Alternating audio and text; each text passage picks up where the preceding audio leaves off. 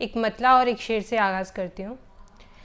इतने किरदार निभाते हुए थक जाती हूँ, इतने किरदार निभाते हुए थक जाती हूँ, ज़िंदगी तुझको मनाते हुए थक जाती हूँ। इतने किरदार निभाते हुए थक जाती हूँ, ज़िंदगी तुझको मनाते हुए थक जाती हूँ। मैं वो शबज़ाद हूँ जो रात में जागे जागे, मैं वो शबज़ाद हूँ जो रात में जागे जागे, रात की उम्र घटाते हुए थक जाती हूँ। आदाब दोस्तों, आप सभी का फिर से एक बार खैर मकदम है हमारे प्रोग्राम एक मुलाकात में। आदाब मैम। आदाब। कैसे हैं रिजवाना जी? मैं अल्हम्दुलिल्लाह अच्छी हूँ, आप कैसे हैं? बस अल्हम्दुलिल्लाह। दोस्तों, ये रिजवाना इकरा जी हैं जो आज के हमारे प्रोग्राम की मेहमान हैं। मैम, आपका बहुत बहुत खैर मकदम है हमारे प्रोग्राम एक मुलाकात में। शुक्रिया। और बहुत शुक्रिया कि आप यहाँ तशरीफ लाएं, इतना वक्त निकाला आपने काफी बिजी शेड्यूल से। ये है कि आप अपने बारे में थोड़ा बताएं, आपका ताल्लुक कहाँ से है? मेरा ताल्लुक राजस्थान से है। नेटिव प्लेस मेरा अच्छा। भीलवाड़ा है। जी। अच्छा, तो ये जो है आपकी शुरुआती तालीम क्या घर मतलब वहीं हुई राजस्थान में? हाँ, एक्चुअली पापा का ट्रांसफरेबल जॉब था, तो पहले तो हमने हाँ मतलब अलग अलग शहरों में, लेकिन राजस्थान में ही हुई है सर। अच्छा अच्छा। और आप भी किसी जो है गवर्नमेंट जॉब में इस वक्त आप हैं जहां पर आप अपनी खिदमत अंजाम दे रही हैं? हाँ, मैं सेंट्रल सेक्रेटरीट सर्विसेज में हूँ। क्या बात है, माशाल्लाह। तो इस जी। मतलब एक तरफ सेंट्रल सेक्रेटरिएट में होना उसमें और फिर एक तरफ शायरी, इन दोनों का कैसे मतलब कॉम्बिनेशन बना? कब आपको लगा कि पहले शायरी शुरू की आपने या पहले जॉब शुरू की? नहीं, पहले जॉब ही की थी। अच्छा। शायरी का तो मतलब बहुत बाद में, अभी बहुत रिसेंट में लिखना शुरू किया है मैंने। मतलब 17 लास्ट से आप काउंट करो तो 3-4 साल हुए। जॉब में मैं 2009 से हूँ। अच्छा, तो तो ये जी। शायरी की तरफ आपका रुझान कब हुआ, कैसे हुआ? मतलब किसको सुनकर, किसे पढ़कर लगा कि आपको शायरी करनी है? मतलब अनकॉन्शियसली, मतलब छोटी थी तब से ही, मतलब गजलें वगैरह, जब इतना शऊर नहीं था कि ये गजल है, ये शायरी है, ये कविता है, नज्में, शौक रहा मुझे। तो पहले भी मैंने एक छोटी सी डायरी मेंटेन कर रखी थी, जो न्यूज़पेपर्स में जो गजलें आती थी, मैं मेरे को जो अच्छी लगती थी मैं उसमें नोट डाउन कर लिया करती थी। अच्छा। तो लेकिन ये कि तब पेरेंट्स का था कि पहले अपनी पढ़ाई पे ध्यान दो, तो जी जी। वही हुआ। उसको साइड लाइन कर दिया। फिर जब 17 तक आते आते भी, मतलब मैं और पीसीएस वगैरह के एग्जाम्स दे रही थी, फिर लगा कि नहीं, अब मतलब सेटिस्फाइड है अब इस जॉब से, अब और एकेडमिक्स की तरफ ध्यान नहीं देना है। तब मैंने इसकी तरफ वापस पढ़ना शुरू किया, तो फिर लिखना शुरू किया, बस ऐसी थी। अच्छा, तो जब आपने शायरी का मतलब जब आपने थोड़ा सा आपने मिजाज बनाया, शायरी पढ़ना शुरू किया, तो आपका सबसे फेवरेट शायर कौन रहा, जिसे सबसे ज्यादा आपने शायरी जिसकी पसंद की हो? पसंद तो मतलब बहुत लोगों की रही है। मैंने शुरुआती दौर में तो जैसा अभी आज के टाइम में है ही कि सबसे ज्यादा जब शायरी की तरफ लोग आते हैं, तो इस टाइम पे जॉन का बड़ा वो है, क्रेज है। तो जी। शुरू तो मैंने भी जॉन से ही किया था। एक बार अच्छा। इंटरव्यू के लिए मैंने ली थी, एक दो बुक्स ली थी इकबाल की। और ऑनेस्टली बोलूँ तो इकबाल की बहुत सारी गजलें, बहुत सारी नज़में मुझे अब भी समझ नहीं आती है। बकायदा डिक्शनरी अच्छा। लेके बैठी हूँ कि मुझे नहीं समझ में आती है। तो उनको पढ़ा। खैर अब तो ऑलमोस्ट सभी को पढ़ लिया है, पढ़ते रहते हैं। फैज फैज अहमद जी। फैज, फिराक गोरखपुरी, और गालिब और मीर का दीवान भी रखा है, लेकिन बड़ी मुश्किल से वही इकबाल वाला हाल है कि मैं कह नहीं सकती कि मैंने उसमें बहुत पढ़ लिया। अच्छा अच्छा। तो जब आप मतलब आपने शायरी शुरू की और फिर आपने हमने देखा है आपको बहुत सारे मुशायरे आपने पढ़े हैं, तो जब आपकी शुरुआत शुरू की तो सब कोई ऐसा शेर रहा जो सबसे पहली मर्तबा आपने लिखा हो और उसे फिर आपने पढ़ा हो कहीं, अगर याद हो? हाँ, मैंने जब शुरू की थी शायरी, तब मैं एक्चुअली अब्बू की पोस्टिंग जालंधर पंजाब में हुआ करती थी। तो अच्छा। तब मुझे मतलब इन सब चीजों की समझ नहीं थी, वो जो तुकबंदी वाला ही हिसाब हुआ करता हम्म। था। तो उस वक्त में वहाँ एक केसरी साहित्य सेवा करके एक उन लोगों ने एक क्लब टाइप चला रखा था। तो वहाँ वो मिसरा देते अच्छा। थे, और फिर नेक्स्ट मंथ हर मतलब महीने की गोष्ठी हुआ करती थी। तो वहां मैंने एक गजल लिखी थी जिसको मैं कह सकती हूँ का वो प्रॉपर गजल थी बहर में। अच्छा, जी। तो अगर उसके कोई मिसरे याद हो आपको? हाँ हाँ बिल्कुल, वो ऐसे था। आंख से अश्क जब गिरा होगा, कोई किस्सा भी बह गया होगा। वाह, ये लिखा था। क्या बेहतरीन, बहुत अच्छा। आंख से अश्क जब गिरा होगा, कोई किस्सा भी बह गया होगा, बहुत उम्दा। तो मैम शुक्रिया। आपने, रिजवाना मैम, आपने बहुत से मुशायरे आपने पढ़े हैं, तो जब आपने पहला मुशायरा पढ़ा बाकायदा तौर पे और लाइव ऑडियंस, और तो उसका मतलब आपको कैसा फील हुआ, कैसे लोगों ने आपको एक्सेप्ट किया, उसके बारे में थोड़ा सा आप हमें बताएं। मुझे मोस्टली अब तक 90% हर जगह से बहुत मोहब्बत मिली है। और अल्लाह का शुक्र है और उसका एहसान है। मैंने कभी इतना सोचा नहीं था कि मतलब मैंने बस ऐसे ही जो वही जो मैं आपको बोल रही थी, तुकबंदी करते करते मैं इस फील्ड में आ गई। जी। मैंने कभी मतलब जब शुरुआत में मैं दिल्ली आई थी तो रेख्ता का नाम सुना था कि रेख्ता बड़ी चीज होती है, शायर होते हैं, ये सब होता है। तो मैं खुद इस स्टेज पे कभी पहुंचूंगी सोचा नहीं था मैंने। बहुत अच्छा हमेशा रिस्पॉन्स मिला मुझे 99% केसेस में। अच्छा, चलिए माशाल्लाह। दोस्तों, रिजवाना मैम से अगर किसी का कोई सवाल हो तो आप सभी पूछ सकते हैं, बिल्कुल आप नोट डाउन कर सवाल कर देंगे कमेंट बॉक्स में, हम इंशाल्लाह उसे शामिल करेंगे। तो रिजवाना मैम, जैसा कि आप की पोस्टिंग अलग अलग जगह होती रही है, जैसे वालिद साहब की, और फिर आप क्योंकि उसके साथ सफर करती रही, तो इस दौरान जब शायरी का सिलसिला भी इस तरीके से चलता रहा, तो क्या ये सिलसिला वहां भी रहा कि मतलब आप जहाँ पोस्टिंग होती थी वालिद साहब की, वहीं आप कहीं जाती हो गोष्ठी में, कवि सम्मेलनों में? हाँ, जलंधर में हुआ शुरुआत में। मैंने दो तीन बार मैंने वहाँ किसी साहित्य सेवा का अटेंड किया था। वहाँ रेनू अच्छा। नैयर अपी भी वहीं जाती रही थी। तब तक वो खैर हम्म। बहुत बड़ी शायरा हो गई थी। मैं शुरुआती दौर में थी उस वक्त में। अच्छा। और उसके बाद अबू की लास्ट पोस्टिंग कोटा थी, तो अभी उनके रिटायरमेंट के टाइम पे भी हम लोगों ने एक छोटा सा मुशायरा करवाया था। तो वहाँ अच्छा। चांद शेरी साहब जो लोकल वहाँ कोटा के हैं वो लोग थे और कुछ शायर हम्म। थे। बस इतना ही। बाकी तो अब मेरी पोस्टिंग दिल्ली है तो इतना और कहीं जाना नहीं हो पाया। हाँ, बिल्कुल बिल्कुल। हाँ बिल्कुल, कुछ क्वेश्चन है वो, एक क्वेश्चन है कि अगर आप कोई शायरी अपनी सुना सके। अच्छा, ये तो क्वेश्चन नहीं है। ये क्वेश्चन भी है, अ, मतलब ये है, उसके साथ एक क्वेश्चन भी है, वो भी शामिल करेंगे हम, लेकिन पहले रिक्वेस्ट ले लेते हैं इनकी। हाँ जी। हाँ बिल्कुल बिल्कुल। मेरी एक बहुत पसंदीदा गजल है, अक्सर सुनाती रहती हूँ मैं, वही सुन जी। लीजिए। अब इंतजार के मौसम उदास करते नहीं, अब इंतजार के मौसम उदास करते नहीं, अजीब है कि हम गम उदास करते नहीं। अरे वाह। और कभी कभी का खफा होना ठीक है लेकिन, हम्म। कभी कभी का खफा होना ठीक है लेकिन, किसी के दिल को यूं बेहम उदास करते नहीं। अरे वाह, वाह और वाह। उदास होने का हमको सलीका आता है। शुक्रिया। हम्म। उदास होने का हमको सलीका आता है, उदासियों को कभी हम उदास करते नहीं। करते नहीं, वाह। ये दिल तो कहता है अब आजमाए खुशियों को, ये जी। दिल तो कहता है अब आजमाए खुशियों को, बहुत दिनों से ये मातम उदास करते नहीं। दास करता नहीं। हम्म। और आखिरी शेर इस गजल से कि किया था तुमसे जो वादा, निभा रहे हैं हम। किया हम्म। था तुमसे जो वादा, निभा रहे हैं हम, तुम्हारी जान को जानम उदास करते नहीं। करते नहीं, वाह वाह, बहुत उम्दा, बहुत खूबसूरत। एक क्वेश्चन है आपसे कि आपने किन किन शोरा के साथ काम किया है? किसी ने पूछा है ये सवाल। काम अम, काम किया इन द सेंस तो मतलब अगर मैं कहूँ कि सबसे ज्यादा वक्त किन लोगों के साथ गुजारा है या जिन लोगों ने अम, उंगली पकड़ के सिखाया है लिखना और लिखा अब है तक जी। साथ बने हुए, उनमें है मनीष कुमार शुक्लमन दादा, मनीष दादा है। और सुमन मिश्रा, सुमन दी हैं। और विवेक बिजनौरी। ये लोग हैं जो शुरू से लेकर अब तक मेरे साथ रहे हैं।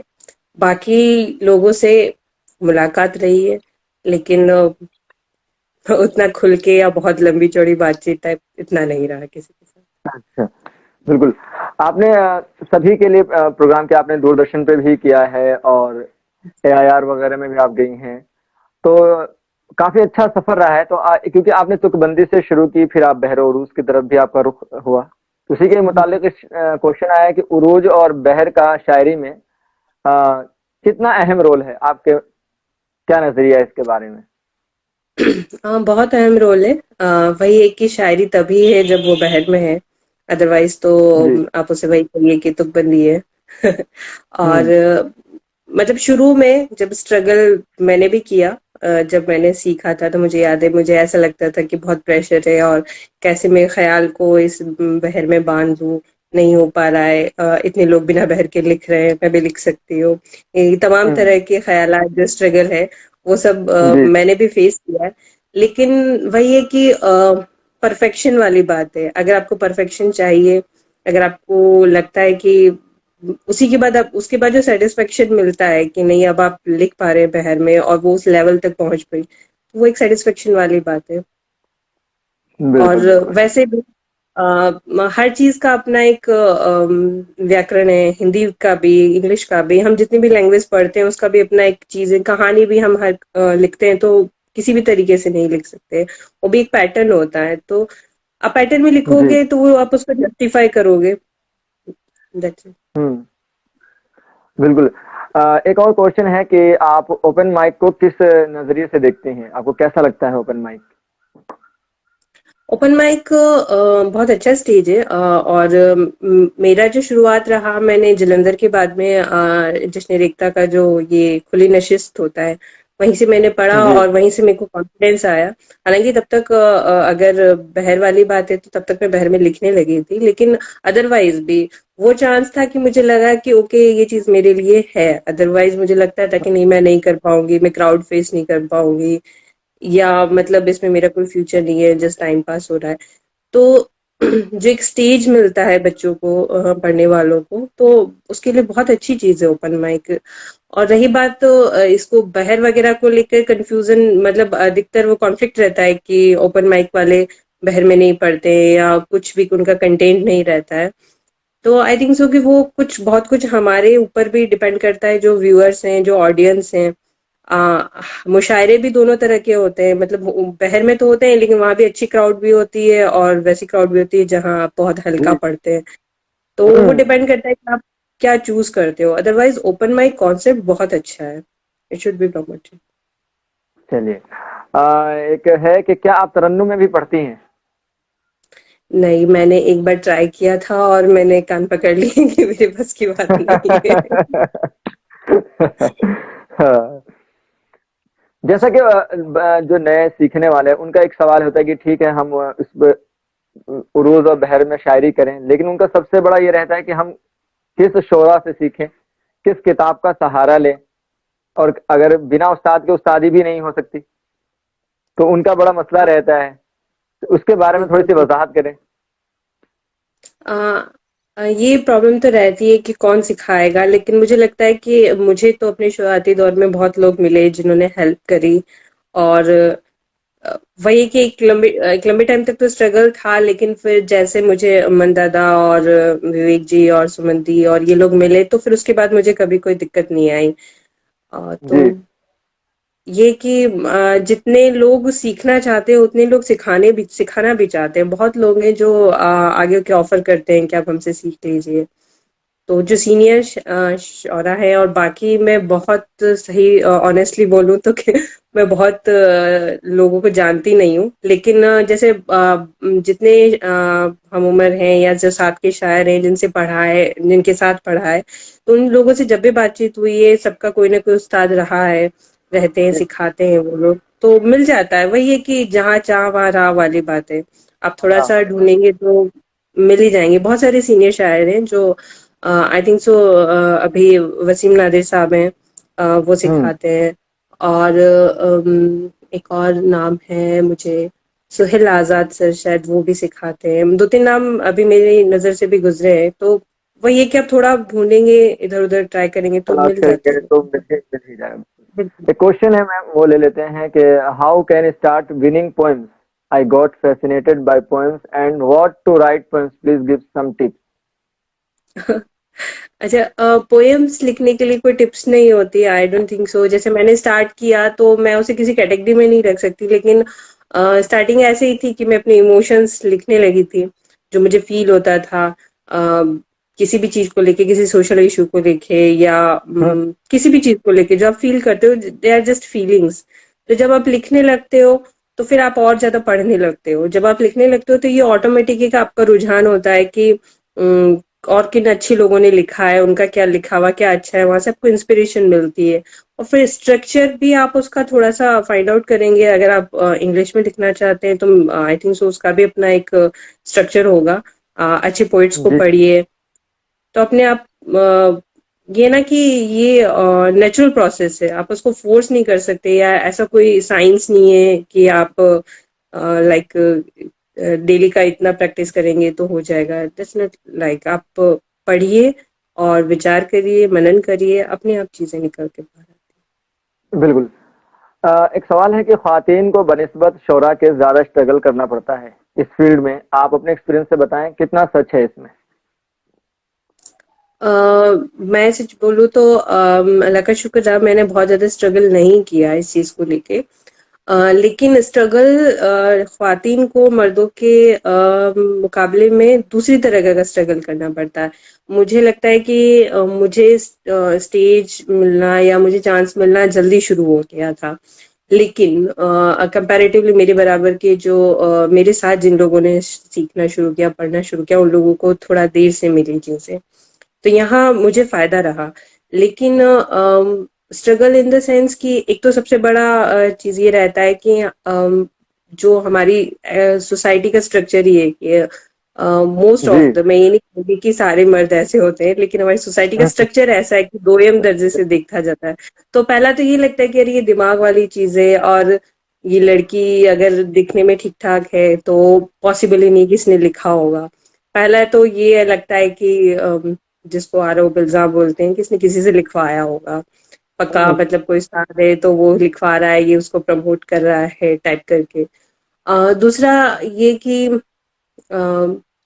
मेरा बहुत बड़ा सर्कल ना होने का सबसे बड़ा रीजन ये है क्योंकि आपको नहीं पता है कि कभी कौन किससे आपका क्या नाम जोड़ देगा और आगे आपके लिए किस तरह जी। की बात करेगा। तो वो कैरेक्टर एसेसिनेशन, एक वर्ड जो सही वर्ड ये है कि वो चीज ख्वातीन के साथ ज्यादा होती है। तो अपने आप को बचा के चलना, और मुझे लगता है कि मुशायरों में ज्यादा हमें इसलिए ज्यादा फील होता है इस फील्ड में क्योंकि मेल डोमिनेंस हमेशा से रहा है। तो वो चीज जहां पर फीमेल्स का एक्सेप्टेंस होने लगा है वहां पर फिर भी थोड़ी सहूलियत है। अदरवाइज आप कहीं भी चले जाइए, वर्क प्लेस पे, मार्केट में, हर जगह ये चीज होती है। तो वही एक पॉइंट है। अदरवाइज मुझे ऐसा कोई प्रॉब्लम नहीं हुई। वही है कि आपको ज्यादा अवेयर रहना पड़ता है कि कौन किस अप्रोच से आपके पास आ रहा है। आ रहा है, बिल्कुल। बिल्कुल। मैम, आप क्योंकि आपकी एक जॉब है, गवर्नमेंट जॉब है, तो उससे कैसे वक्त निकालती हैं आप अपनी शायरी के लिए, मुशायरों के लिए? जब आपको दावत मिलती है तो कितना मुश्किल रहता है, कितना आसान रहता है? हाँ, बहुत मुश्किल रहता है। बहुत लोग नाराज भी हो जाते हैं कि आप पर्टिकुलर जगह फलां जगह पढ़ ली और हमारी जगह नहीं पढ़ पा रही है। और बहुत बार चाहते हुए भी बहुत मन होता है। लाइक मैं जश्न अदब में भी बहुत जाना चाहती थी पर मैं नहीं जा पाई, लाइक कि अच्छा। मुझे सब लोगों से मिलना था। तो क्योंकि वर्किंग है हम लोग तो हमको वीकेंड ही मिलता है घर घर देखने के लिए और दूसरी रिस्पॉन्सिबिलिटीज के लिए। तो बहुत मुश्किल होता है। और आउट ऑफ टाउन भी अगर कहीं से बहुत अच्छी जगह से इनविटेशन आता भी है तो दैट्स व्हाई मैं वही है कि ऐसी कोई मनाही नहीं है घर से, लेकिन वही है कि रिस्पॉन्सिबिलिटीज है, फिर घर नहीं देख पाते हैं, या और अपना भी पर्सनल बहुत सारा काम होता है जो मैनेज नहीं हो जी। पाता है। बट फिर भी जितना मैं कर पा रही हूँ, जितना मैं पढ़ पा रही हूँ, जितनी जगह अटेंड कर पा रही हूँ, अल्हम्दुलिल्लाह बहुत है। मेरी उम्मीद से बहुत ज्यादा है, तो मुझे इससे जी, कुछ। माशाल्लाह। मैम, बहुत अच्छे क्वेश्चन, आपने बड़ा अच्छा जवाब दिया। चलते चलते हम चाहेंगे कि अगर आप कुछ अपनी शायरी सुना सके, क्योंकि अच्छा, मैंने एक गजल ताजा ही लिखी है। मतलब जी। मैंने भी पोस्ट भी नहीं किया फेसबुक पे, मैं वही सुना देती हूँ लेटेस्ट जो मैंने लिखी जी। है। दुश्मन तो वरना कम नहीं मेरे जहान में, हम्म। दुश्मन तो वरना कम नहीं मेरे जहान में, रखता है रब मगर मुझे अपनी अमान में। वाह। और शुक्रिया। दीदार मुझको होता है उसका ध्यान में, दीदार मुझको होता है उसका ध्यान में, मुल्ला जी ढूंढते हैं जिसे आसमान में।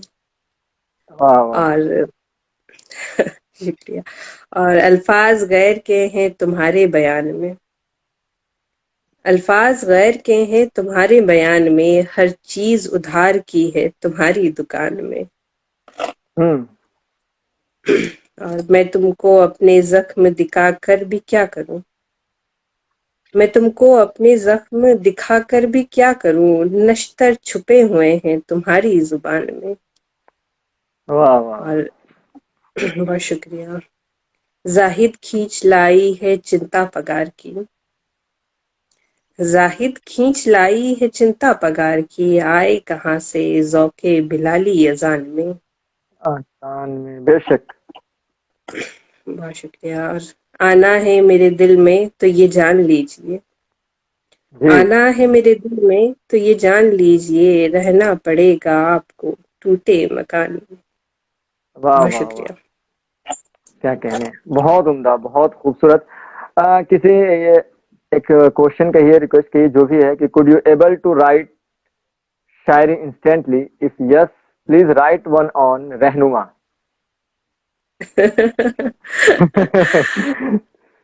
अच्छा सवाल है ये। खैर रहनुमा पे मैंने लिखा हुआ है, मैं वही सुना देती हूँ, है ना। जी। इंस्टेंट तो लिख तो सकते हैं, लेकिन वो कभी सेटिस्फेक्शन नहीं होता है कि हाँ ये सही है, उसे बार बार रिफाइन करने वाली बात होती है।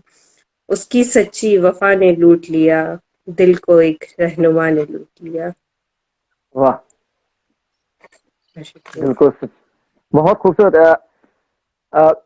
रिजवाना मैम, अगर मैं आप बात करूं तो जैसा कि माशाल्लाह आप बहुत सारे मुशायरे वगैरह में शिरकत करती रहती हैं, नशिस्त में भी जाती हैं, और आपकी जॉब भी है, और अब एक और आपकी जो लाइफ में चेंज आया है, तो इतना कुछ होने के बाद अब आपका आगे का और क्या प्लान है, कि मतलब फ्यूचर में और किस तरफ रुख करना है? कोई बड़ा मुशायरा पढ़ना है, या कोई ऐसा कोई ख्वाब, या कोई बुक वगैरह आपकी आनी है, वो थोड़ा बताएं आप। मुशायरों का तो खैर मैंने आपको स्टार्टिंग में भी बोला था कि मतलब ये वो चीज़ थी जो मैंने कभी मतलब एक्सपेक्ट नहीं करी। तो ये मेरी मतलब ड्रीम लिस्ट में नहीं था ये, बस ये है कि मुझे मिलता गया और मैं करती गई वो वाली चीज़ें। तो लेकिन हाँ, मुझे बुक लिखनी है। इवन मैं लिख भी रही हूँ, एक नॉवेल लिख रही हूँ। एक्चुअली अच्छा। शायरी की किताब का ऐसा है कि मुझे कभी वो नहीं हुआ कि हाँ मेरी मेरी शायरी अब इस लायक है कि मुझे छपना चाहिए। मुझे बहुत बार जी। बहुत लोगों ने बोला, तो पता नहीं कभी दिल किया तो उस बारे में सोचा जाएगा, लेकिन फिलहाल एक नॉवेल पे काम कर रही हूँ। इंशाल्लाह माशाल्लाह। कोशिश है कि नेक्स्ट मार्च तक कंप्लीट हो जाए। चलिए, बहुत अच्छा। कुछ ने लिखा है कि बहुत खूबसूरत जवाब दिया आपने, कुछ के हैं कि माशाल्लाह बहुत प्यारी हैं, नाइस टू मीट यू। तो आपके जो व्यूअर्स हैं, काफी अच्छे कमेंट्स हैं। तो ये बड़ा मतलब आप शायरी भी करती हैं, नॉवेल भी। चलते चलते अगर आप जो है हमारे व्यूअर्स हैं जो हैं, उनको अगर कोई सजेस्ट करना चाहें, कोई उनको टिप्स देना चाहें शायरी के हवाले से। नहीं, मुझे लगता नहीं कि मैं इस लायक हूँ कि मैं कोई टिप दूँ। एज ए फ्रेंड मैं यही कह सकती हूँ कि जितना मेरा एक्सपीरियंस रहा है कि पहली बात खूब पढ़िए, बहुत ज़्यादा पढ़िए, क्योंकि आप जितना ज़्यादा पढ़ेंगी और एक मेरा पर्सनल सजेशन ये है कि ज़रूरी नहीं है कि आप एक ही शायर को लगातार पढ़ते रहें। बहुत बार क्या होता है ना कि मुझे मुझे पर्सनली ऐसा फील होता है कि जब हम किसी पर्टिकुलर शायर को पढ़ने लगते हैं तो हमें उसका जो स्टाइल है वो एकदम से अपने आप कॉपी होने लगता है कि हम उसी को फॉलो करने लगते हैं। तो वो जो ओरिजिनलिटी है आपकी वो नहीं बनी रहती है। तो मैं करती हूँ कि मैंने 2-4 पेज अगर इनके पढ़े हैं तो मैं 2-4 पेज फिर किसी और के पढ़ पाती।